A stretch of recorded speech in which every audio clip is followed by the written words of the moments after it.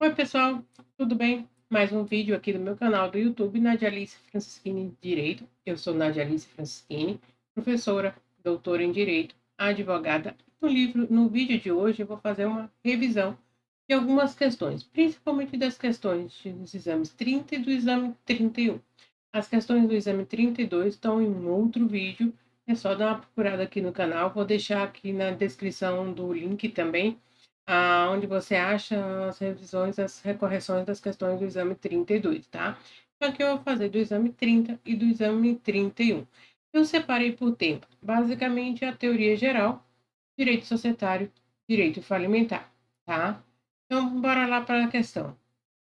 Vou ficar virada para cá por causa da tela e eu posso fazer a marcação para vocês, tá?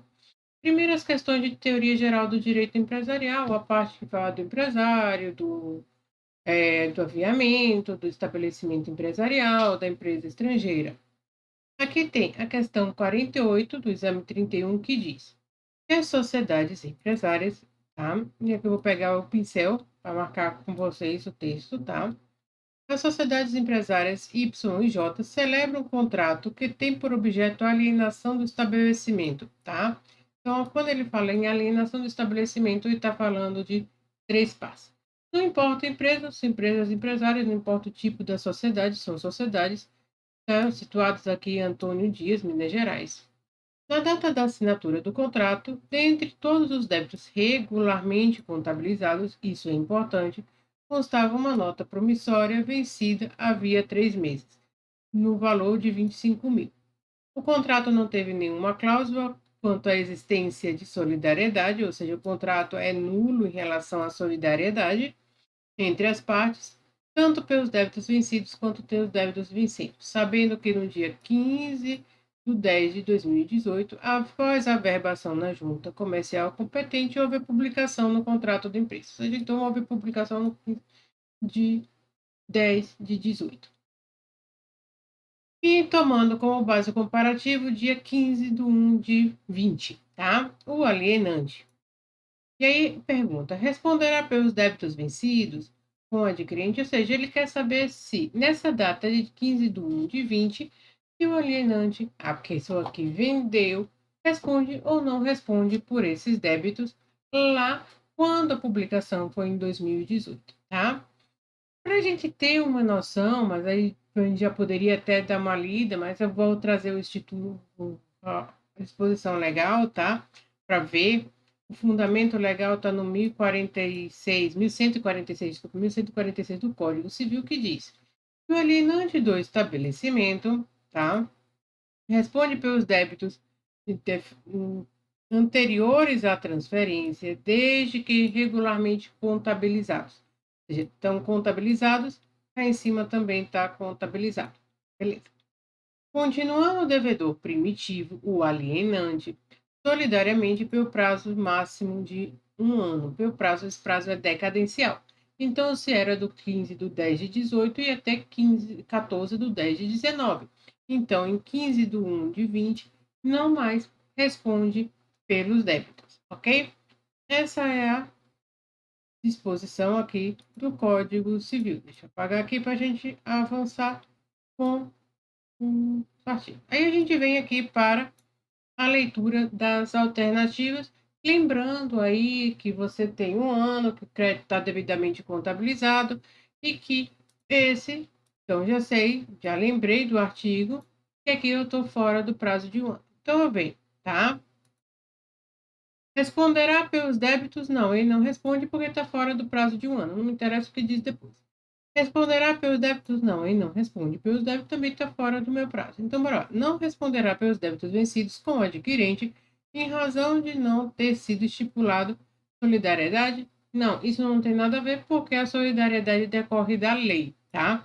Letra D, não responderá pelos débitos vencidos com o adquirente decorrente do decurso máximo de 1 ano, publicado na imprensa oficial. Então, aqui eu tenho que a resposta correta é a letra D, justamente porque trata desse prazo máximo de 1 ano, prazo decadencial de 1 ano, contado da data da publicação na imprensa oficial, ok? Facinha essa questão, né? Vamos ver a outra. A outra que eu separei aqui para vocês é a 46 do exame 30 da OAB. De novo, deixa eu pegar aqui meu marcador. É sempre bom fazer a prova marcando, tá? Determinadas pessoas naturais, em razão da sua atividade profissional, e certas espécies de pessoas jurídicas, todas devidamente registradas no órgão competente, todas devidamente registradas, ou seja, são regulares, gozam de tratamento simplificado e favorecido. Simplificado, favorecido e diferenciado. Isso está me falando sobre o ME, o EPP e o MEI, ou seja, o tratamento para micro e pequena empresa, tá? De acordo com em relação aos demais agentes econômicos, e realmente microempresa e empresas de pequeno porte, acrescentando aí o MEI, que é o microempreendedor individual, de acordo com a Lei Complementar 123 de 14 de dezembro de 2016. As empresas, microempresas e as empresas de pequeno porte. Quanto à forma jurídica são, ó, eu já sei de antemão, tá? Não preciso nem ler o dispositivo, que cooperativa não tá, porque as cooperativas elas têm um regime diferenciado, tá? E as sociedades por ações também não estão. Por quê? Porque as sociedades anônimas também têm um regime diferenciado, que é o regime da 6.404. Mas eu já poderia marcar aqui de cara a letra B só por excluir essas alternativas. Mas vamos ver o que a lei nos diz. Aqui o artigo 3º da Lei Complementar 123, tá? Que vai dizer o seguinte: para efeito dessa lei complementar, da Lei Complementar 123, também conhecido como Estatuto do Micro e Pequeno Empresário, considera-se micro e pequeno empresário ou empresa de microempresas ou empresa de pequeno porte, a sociedade empresária, a sociedade simples, a empresa individual de responsabilidade limitada, a EIRELI, e o empresário a que se refere o artigo 966 do Código Civil, devidamente registrado na junta comercial e que preenche as condições e os requisitos. Aqui são mais requisitos de faturamento. Até MEI é pessoa física com um funcionário até 81 mil, ME qualquer empresário até 360 mil bruto ano, tá? E EPP de 360.001 centavo a 4.800.000. Tem algumas medidas aí tramitando, então cuidado na data que você assistir esse vídeo, se já não tenha alterado. Só para vocês terem noção, esse é o vídeo de 10, do mês 10 de 2021, 4 de 10 de 2021, então ainda nós não temos essas alterações, ok? Então, voltando aqui, a gente viu, tá? Eu já tinha antecipado, as cooperativas estão fora, então tiro as duas cooperativas, aqui eu já tinha visto algo de cara. E sociedade anônima também está fora, então eu também já tiro algo de cara. E já sabia que a minha resposta era a letra B, a gente foi no dispositivo legal só para ter certeza que era a letra B mesmo, tá? Essas foram as duas questões de teoria geral, tá? A maioria das vezes que pergunta sobre teoria geral é sobre micro e pequeno empresário e sobre alienação do estabelecimento ou sobre a capacidade do empresário individual. Normalmente são esses os três assuntos que mais caem sobre teoria geral, tá?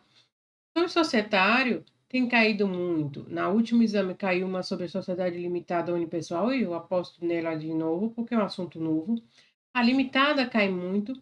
E agora, recentemente, agora em setembro de 2021, meu povo, teve a alteração da 14195, que merece dar uma olhadinha, merece dar uma lida para o próximo exame aí para o 33, tá? Quem vai fazer o próximo exame. Bora ver aqui as questões de direito societário dos exames 30 e 31. Tá? Primeiro, a questão 46 do exame 31. No contrato da sociedade empresarial Arealva Calçados Finos Limitada, não consta a cláusula de regência supletiva, ou seja, é omissa. A cláusula de regência supletiva é aquela que diz que, se os sócios quiserem, a sociedade poderá ser regulada pelas regras da sociedade anônima. Se não há cláusula de regência supletiva, a sociedade limitada será regulada pelas regras da sociedade simples, ok? Pelas disposições de outro tipo societário. Ademais, tanto no contrato social quanto nas disposições legais relativas ao tipo adotado pela sociedade, que é a limitada, porque está aqui escrito que é a limitada, tá? Não há norma regulando a sucessão pela morte. Se não há regras regulando a sucessão por morte, nem no contrato social, nem no tipo adotado pela sociedade, que é limitada, vou ter que necessariamente ir então para a regra da simples, ok?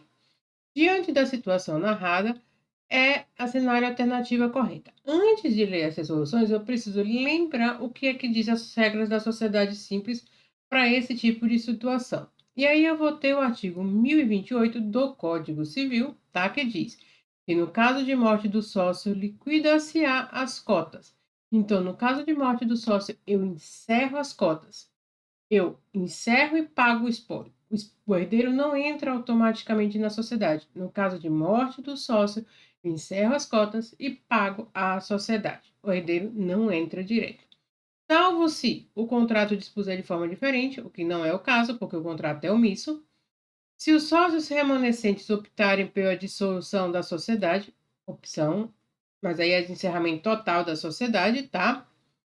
Se de acordo com os herdeiros regularem a substituição do sócio falecido, ou seja, se de acordo com os herdeiros escolherem alguém para substituir. Então vamos ficar com essas duas hipóteses aqui, porque já disse que o contrato não dispõe que o contrato é omisso.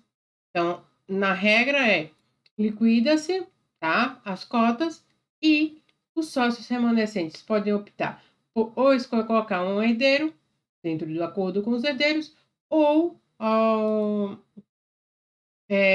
dissolver a sociedade. Ora para as alternativas. Haverá resolução da sociedade em relação ao sócio em caso de morte? Beleza. Haverá transmissão morte-causa das cotas? Não automático. Caberá aos sócios remanescentes regular substituição? Não é aos sócios, é aos sócios em comum acordo com os herdeiros. Os sócios serão obrigados a incluir? Não, os sócios não são obrigados a incluir. Então, nesse caso, a gente tem aí sim como resposta que há a dissolução ou resolução das cotas em relação ao herdeiro, ao sócio que morreu, tá? E aí paga seus herdeiros o valor das cotas, beleza? Se vocês tiverem dúvidas sobre qualquer questão, a questão aqui do vídeo ou não, ou me mandam um e-mail, ou deixa aqui na descrição as dúvidas, eu vou, na descrição não, no comentário as dúvidas que vocês tiverem, ou me acesse no YouTube, no Instagram, no YouTube aqui, no Facebook, no Instagram ou no LinkedIn, que eu tiro as dúvidas, tenho o maior prazer, ok? Questão 47 também do 31º exame, e do 31, bora lá?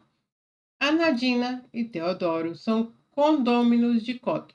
Condomínio, aí funciona igual condomínio de bem móvel, tá? Os dois são responsáveis pelo bem, são responsáveis pelas cotas indivisíveis. E uma sociedade no valor de 13 mil. Nem a cota, nem o capital da sociedade, fixados em 50 mil, encontram-se integralizados, ou seja, está tudo a integralizar. Você é consultado como advogado sobre a possibilidade de a sociedade demandar os condôminos pela integralidade das referidas cotas. Assinale a opção.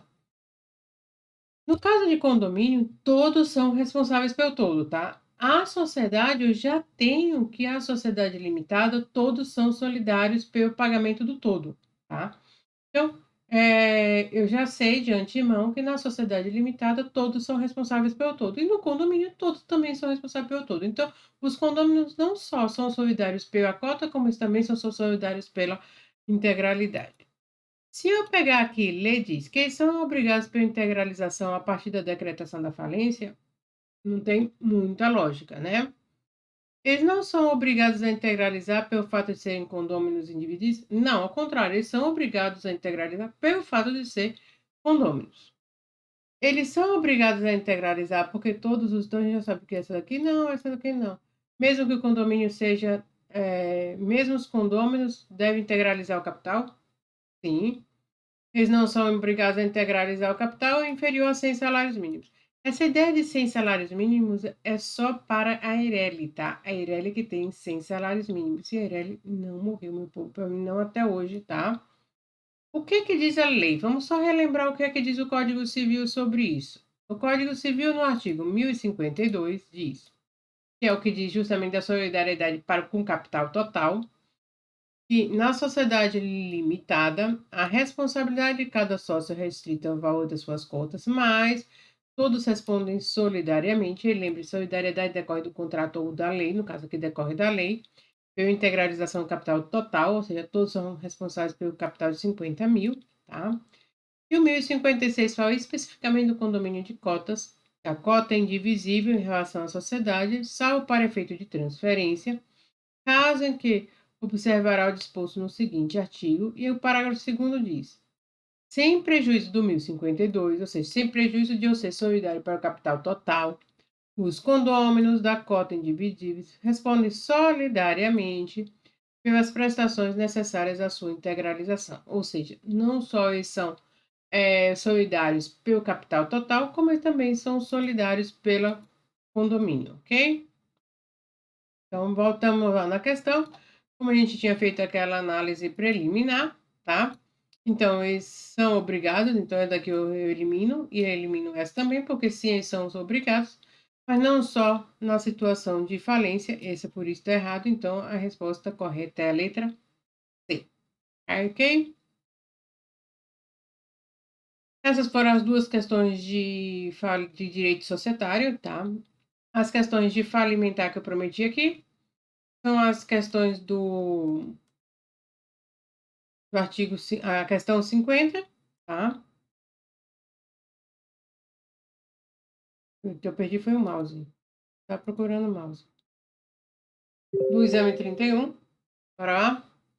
José da Silva, credor da sociedade empresária, consulta você como advogada para obter orientação quanto aos efeitos de uma provável convolução em falência da recuperação em falência. Da recuperação em falência. Convolução, tá?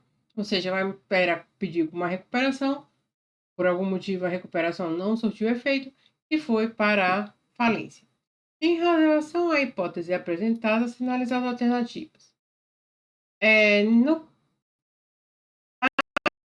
traz várias opções aqui, tá? A gente vai ler uma por uma. Bora lá. Os créditos remanescentes da recuperação judicial, ou seja, aqueles que não foram pagos, serão considerados habilitados quando devidamente incluídos no quadro de geral, tendo prosseguimento das habilitações em curso. Essa parece meio plausível. Só vou trocar aqui para o marcador, que fica melhor com o marcador do que com a canetinha. Créditos remanescentes serão considerados habilitados quando incluídos no quadro geral.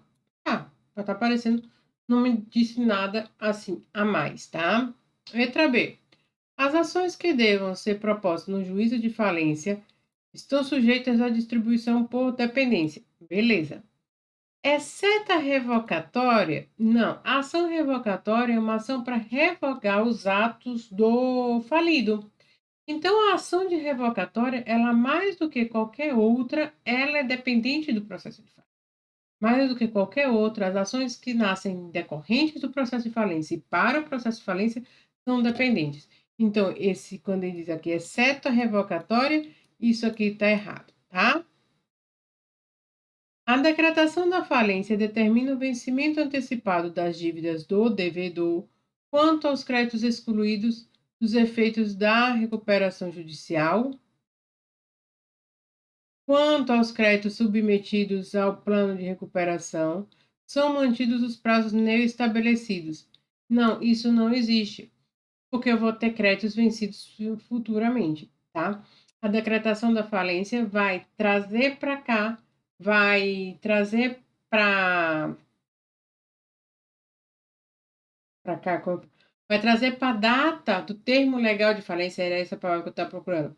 Termo legal de falência. E aí, no termo legal de falência, eu vou considerar vencido todos os créditos, para unificar os juros, para unificar todas as despesas, para saber quanto é que ele deve para todo mundo. E aí, eu tenho um marco legal para isso. Tá? Então, não existe esse quanto aos créditos serão mantidos os prazos. Não, isso não existe. Você vai ter o vencimento antecipado para tudo no termo legal de falência. Letra D. As ações intentadas pelo devedor durante a recuperação judicial serão encerradas. Não, isso não existe. Os processos, ainda que dada entrada no curso da recuperação judicial, eles terão seu curso até o trânsito em julgado. Uma vez transitado em julgado, aí sim acaba o processo e vem cobrar na falência, tá? Então, a resposta aqui seria a letra A, tá? A gente viu, deixa eu apagar aqui. Aqui seria o fundamento da letra A. O fundamento da letra A está no artigo 80, tá? Da Lei 11.101, que considera ser habilitados os remanescentes quando definitivamente incluídos no crédito, tá? Mas a resposta correta, deixa eu pegar aqui, é a letra A, justamente com base nesse artigo 80 da Lei 11.101 e no fato de que as outras estão também todas. Ok? A outra questão, aqui já a última questão, que é a questão 48 do exame 30, foi duas questões cada um, coincidência, né? Foram duas questões de cada um tema separado aqui. Se também tiverem outras questões que vocês querem que eu comente, vocês deixam aqui nos comentários e diga, eu faço o vídeo, comento, ó, eventualmente pode até fazer uma aula ao vivo, tá? Artigo 48, ou questão 48, meu mouse é o marcador do exame 30. Além da impontualidade, a falência deve ser decretada por a prática de atos de falência por parte do devedor empresário individual ou dos administradores de sociedade empresária. Assinale a opção que constitui ato de falência. Ele pede específico aqui ato de falência. E aí ele diz, na letra A, veja só o que ele faz. Ele pede na letra A, tá? Deixa de pagar no vencimento, obrigação líquida materializada de títulos executivos protestados em pagamento cuja soma ultrapasse 40 salários mínimos na data da falência. Isso está errado? Não, mas isso chama-se impontualidade. Não é ato de falência, tá? Isso tá, vou passar aqui, ó, no artigo 94, 3, 1, 2 e 3. O 94.1 fala justamente da impontualidade. O 94.2 fala da execução frustrada. E o 94.3 vão falar dos atos de falência. O 94.1 fala justamente disso, sem relevante razão, tá? Sem relevante razão de direito, não paga no vencimento obrigação líquida materializada em títulos executivos, tá? Protestados cuja soma ultrapassa o equivalente a 40 salários mínimos. Ou seja, então essa previsão aqui do A não é que está errado, mas ele não é ato de falência. E como ele está pedindo especificamente sobre ato de falência, como ele está perguntando qual ato de falência, a A está errada justamente porque a A não é ato de falência. A A é impontualidade, ok? Espera aí, demais. Aqui, a A então está errada porque a A é impontualidade nos termos do artigo 94.1, tá? Letra B. Transferir durante recuperação estabelecimento a terceiros sem consentimento de todos os credores, isso nos levanta um alerta. E sem ficar com bens suficientes, isso nos levanta outro alerta. Em cumprimento à disposição do plano. Isso aqui leva para a terra tudo o que foi dito, porque se ele está cumprindo o plano, ele está praticando algo que é ilegítimo, e algo que é legítimo não é ato de falência, tá? Ato de falência são atos ilegítimos, ok? Letra C. Não paga, deposita e nomeia penhora nos 3 dias contados da citação do bem suficiente. Isso está errado? Não, Nadia Alice. Mas isso daqui, voltando aqui, isso é execução frustrada. Executado por quantia líquida, não paga, não deposita bens no prazo legal, que são os 3 dias. Isso é execução frustrada. Isso é ato de falência? Não, isso não é ato de falência. Isso é execução frustrada. Letra D. Deixa de cumprir, e nos levanta um alerta. No prazo estabelecido, obrigação assumida no plano de recuperação judicial após cumprido todas as obrigações previstas no plano, que vencerá em até 2 anos da concessão do plano. Ou seja, ele deixou de cumprir a obrigação assumida no plano após de cumprir os 2 anos, tá? Ou seja, ele passou os 2 anos no qual é obrigatório para que você tenha o encerramento da falência, ou seja, da data da aprovação em assembleia, 2 anos, cumprindo todo o plano direitinho. Se ele fizer isso, encerra o processo de recuperação. Aí, passados os 2 anos, encerrou o processo de recuperação, ele vai e começa a descumprir. Por que isso é ato de falência? Porque isso ele está agindo de má fé. Por quê? Porque se ele faz da data da aprovação em assembleia até dar os 2 anos, e se ele deixa de cumprir neste prazo de 2 anos, até 2 anos, depois da aprovação do processo de recuperação, da aprovação do plano, Isso convola a recuperação em falência. Então, se depois dos 2 anos, depois de encerrada a recuperação, ele deixa de praticar os atos, aí é ato de falência e vai culminar no processo de falência, tá? Não, eu tô indo ao contrário. Estava certo. Beleza? Então a resposta é a letra D, tá? Aí a resposta correta, deixa eu apagar aqui para vocês verem direito. Resposta correta, a letra D. Espero que tenham gostado do vídeo. Espero que tenham sucesso na próxima prova. Espero que vocês estudem, deixem aqui suas dúvidas, se inscrevam no canal, curtam e comentem esse vídeo. Me sigam nas redes sociais também. Beijos, tchau!